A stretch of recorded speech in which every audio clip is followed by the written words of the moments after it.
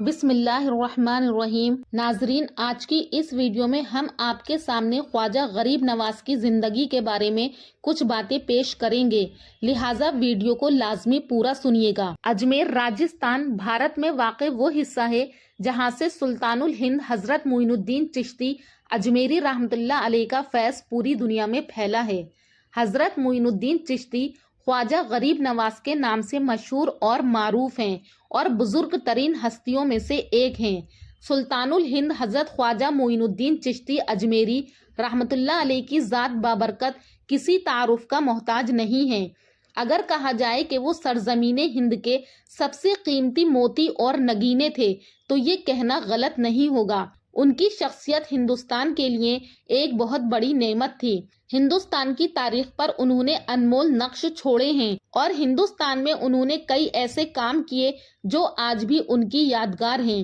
ہندوستان میں صوفی سلسلے کی انہوں نے بنیاد رکھی۔ ہندوستان میں جہاں عرصہ دراز سے کفر اور شرک کا دور دورہ تھا اور لوگ ظلم و ستم کا شکار تھے، اس خطے کے لوگوں کو نور و ہدایت سے روشناس کروانے اور لوگوں کو ظلم و ستم سے نجات دلانے اور لوگوں کے عقیدوں کی اصلاح کرنے والے حضرت خواجہ معین الدین چشتی اجمیری رحمۃ اللہ علیہ کا نام بہت نمایاں ہے۔ ناظرین، تو آئیے جانتے ہیں سلطان الہند حضرت خواجہ معین الدین چشتی رحمۃ اللہ علیہ کی زندگی کے بارے میں۔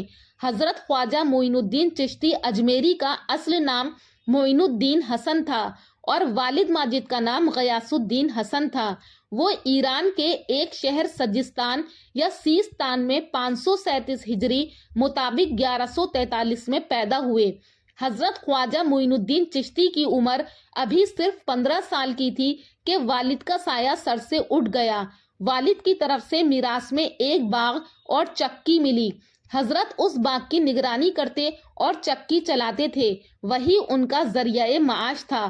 لیکن خواجہ معین الدین چشتی رحمۃ اللہ علیہ کو اللہ تبارک و تعالیٰ نے باغ کی باغبانی کے لیے نہیں بلکہ انسانوں کی رہنمائی اور ان کو فیض پہنچانے کے لیے بنایا تھا۔ اسی لیے جلد ہی ایسے حالات پیدا ہو گئے کہ خواجہ صاحب اپنا سارا مال و اسباب اور اثاثہ فروخت کر کے علم کو حاصل کرنے کے لیے نکل کھڑے ہوئے، اور یہی بات ان کو ان کی والدہ نے بھی سمجھائی تھی کہ تمہارے والد یہ بات چاہتے تھے کہ تم پڑھ لکھ کر ایک روشن ہستی بنو، لہٰذا ان کو اپنی والدہ کی یہ بات بھی یاد تھی، تو اللہ کے حکم سے ان کی والدہ بھی گزر گئیں۔ اب خواجہ صاحب تنہا بچے تو وہ اپنا سارا مال فروخت کر کے سجستان سے نکل کر پہلے بخارا اور سمرقند گئے، جہاں قرآن پاک کو حفظ کیا۔ اس کے بعد علوم ظاہری کو حاصل کرنے میں لگ گئے۔ ظاہری تعلیم کی تکمیل کے بعد حضرت نے خواجہ عثمان ہارونی کی خدمت میں حاضر ہو کر بیعت کی۔ خواجہ عثمان بڑے پائے کے بزرگ تھے اور نیشا پور کے قریب ایک قصبہ ہرون ہے، وہاں کے رہنے والے تھے۔ حضرت خواجہ اپنے مرشد خواجہ عثمان کی خدمت میں بہت عرصے تک رہے۔ اس عرصے میں حضرت خواجہ سفر و حضر میں ہر وقت اپنے مرشد کے ہمراہ رہتے تھے۔ مرشد کی خدمت کرتے ان کا سامان، بستر اور دوسری ضرورت کی چیزیں اپنے سر پر لے کر چلتے تھے۔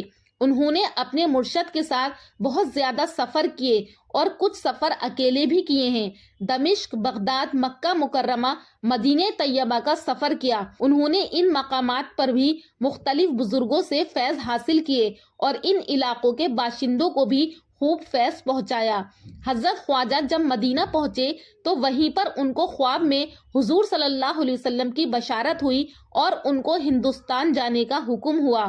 اس کے بعد ان کے مرشد حضرت خواجہ عثمان نے ان کو خلافت عطا فرمائی۔ خلافت دیتے وقت ان کے سر پر ترکی ٹوپی پہنائی، اس کے ساتھ ایک لکڑی اور مسلح دیا اور فرمایا کہ ان کو اپنے پاس رکھنا اور جس کو ان کا اہل پاؤ اس کو دینا، اور میں نے جو نصیحتیں کی ہیں اور عمل بتائے ہیں ان کو تا حیات کرتے رہنا۔ حضرت خواجہ غریب نواز اپنے مرشد کی خلافت لے کر عالم اسلام کی سیر کرتے ہوئے ہندوستان پہنچے۔ کتابوں میں لکھا ہے حضرت خواجہ مدینے سے ہی 40 لوگوں کے ساتھ ہندوستان کے لیے روانہ ہو گئے۔ پہلے لاہور میں قیام کیا، پھر ملتان گئے اور وہاں سے واپس آ کر دہلی ہوتے ہوئے اجمیر میں آباد ہو گئے۔ حضرت خواجہ کی تشریف کے وقت اجمیر میں پرتھوی راج چوہان کی حکومت تھی۔ اجمیر میں حضرت خواجہ کی کرامات ظاہر ہونے لگی، جس کو دیکھ کر وہاں کے بادشاہ اور اس کے دربار کے لوگوں نے خواجہ صاحب کو پریشان کرنا شروع کر دیا، لیکن حضرت خواجہ کی مقبولیت میں کوئی کمی واقع نہیں ہوئی۔ اجمیر میں بعض جوگیوں سے بھی حضرت خواجہ کا مقابلہ ہوا، لیکن اللہ کے فضل سے آپ ان پر بھی غالب رہے۔ اس زمانے کے ایک مشہور جوگی جے پال کا تذکرہ لوگوں نے خصوصی طور پر کیا ہے۔ جے پال سے بڑے بڑے مارکے ہوئے اور آخر اس کو یقین ہو گیا کہ حضرت خواجہ کوئی جادوگر نہیں ہے بلکہ خدا کی طاقت ہے جو حضرت خواجہ کے ساتھ شامل ہے، اور اس طاقت کی وجہ سے وہ سب پر غالب آ جاتے ہیں۔ جے پال جوگی نے بھی اسلام قبول کر لیا اور اس کا اسلامی نام عبداللہ رکھا گیا۔ اجمیر میں مستقل سکونت اختیار کرنے کے بعد حضرت خواجہ ہمیشہ وہی رہے، صرف 2 مرتبہ دہلی تشریف لائے اور اس کے علاوہ کہیں اور کا سفر نہیں کیا۔ کتابوں میں لکھا ہے کہ حضرت خواجہ کو نائب الرسول فی الہند یا وارث النبی فی الہند بھی کہا جاتا ہے۔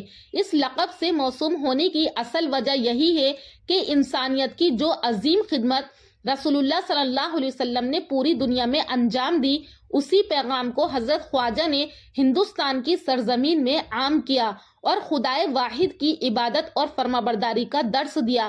ملک کی عوام نے بھی حضرت خواجہ کی دعوت پر لبیک کہا اور بڑی تعداد میں لوگوں نے اسلام کا پیغام قبول کر لیا۔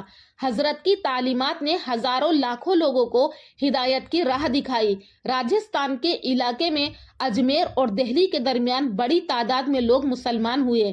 پروفیسر آرنلڈ نے بھی حضرت خواجہ کی تبلیغی سلسلے میں یہ بات لکھی ہے کہ خواجہ صاحب اجمیر میں اس وقت تشریف لائے جب یہاں کا راجہ ہندو تھا اور ملک میں ہر طرف بت پرستی پھیلی ہوئی تھی۔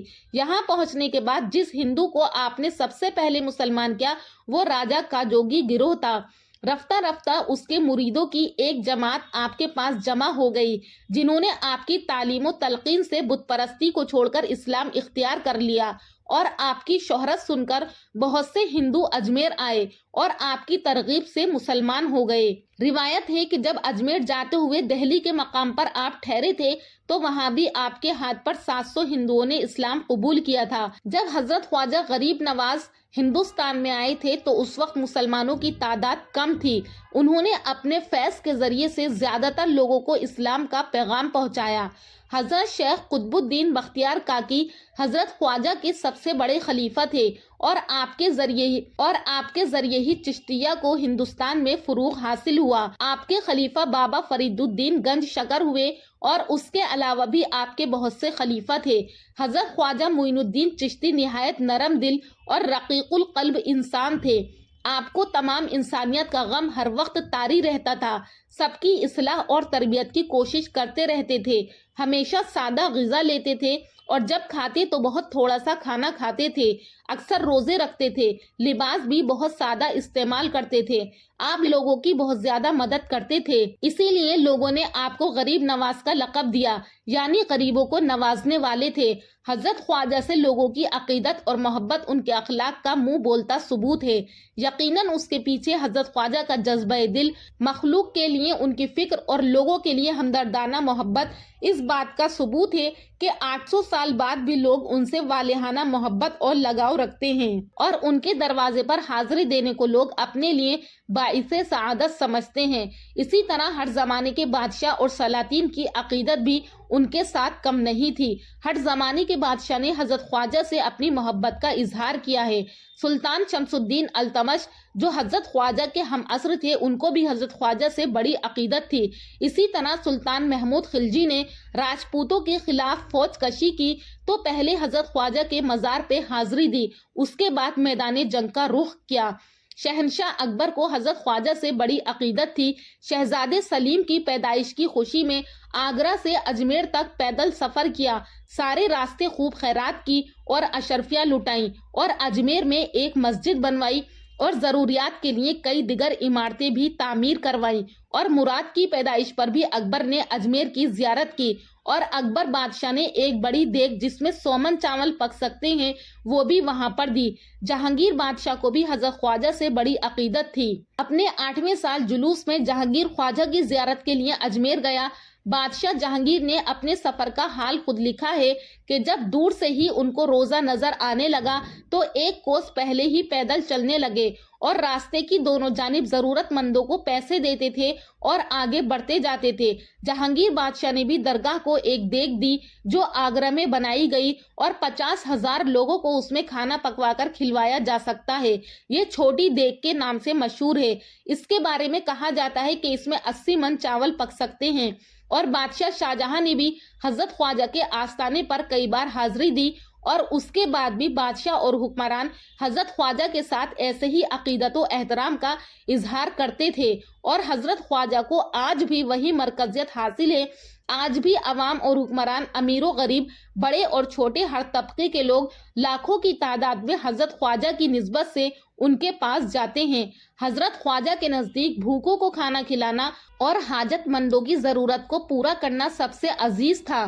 حضرت خواجہ نے ایک اور موقع پر اپنے پیر خواجہ عثمان کے الفاظ نقل کیے ہیں کہ اگر کسی شخص میں 3 خصلتیں پائی جاتی ہیں تو سمجھ لو کہ وہ اللہ تعالیٰ سے دوستی رکھتا ہے: سخاوت، شفقت اور تواضع، اور رشد و ہدایت کے چراغ جلائے۔ ان کی وجہ سے گروہ کے گروہ ان سے مستفیض ہوئے اور اسلام میں داخل ہو گئے۔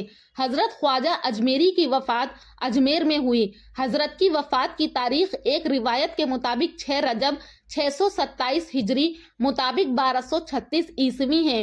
یہیں پر آپ کا مقبرہ بنایا گیا جو کہ شروع میں ایک لکڑی کا تھا اور سبھی لوگ اس کی زیارت کرنے کے لیے آتے تھے۔ وقتاً فوقتاً بادشاہوں نے اس پر تبدیلی کا حکم دیا اور آج یہ ایک پکی عمارت کی شکل میں موجود ہے۔ آج بر عظیم پاک و ہند میں ایمان و اسلام کی جو بہار نظر آ رہی ہے اس میں حضرت خواجہ غریب نواز رحمۃ اللہ علیہ کی بے مثال کوشش کا بہت بڑا حصہ ہے۔ دوستو، امید کرتی ہوں کہ آپ کو حضرت خواجہ معین الدین چشتی رحمۃ اللہ علیہ کی زندگی کے بارے میں معلوم ہوا ہوگا۔ اللہ پاک ہمیں بھی اپنے بزرگان دین اور اولیاء کرام کی نصیحتوں کو اپنانے والا بنائے۔ انشاءاللہ جلد ملاقات کروں گی اگلی ویڈیو میں آپ کی کرامات کے ساتھ کہ آپ سے کیا کیا کرامات ظاہر ہوئیں۔ تب تک کے لیے اللہ حافظ۔